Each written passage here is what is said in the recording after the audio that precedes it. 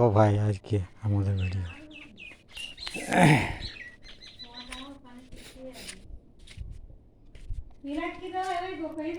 হ্যাঁ, এইগুলো তরকারি হয়, খাইলে ভালো, বিমারি হবার নাই।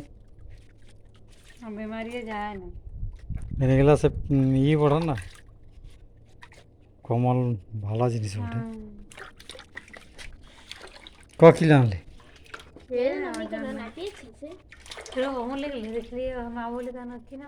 তা তোমার বেটা আনা নাই? খাই না তোমরা? जानबे नहीं रोटा तो कुछ हो एक ही करेगी তোমার শাশুড়ি নাকি পুরা জানে। वो और कुछ नहीं जाने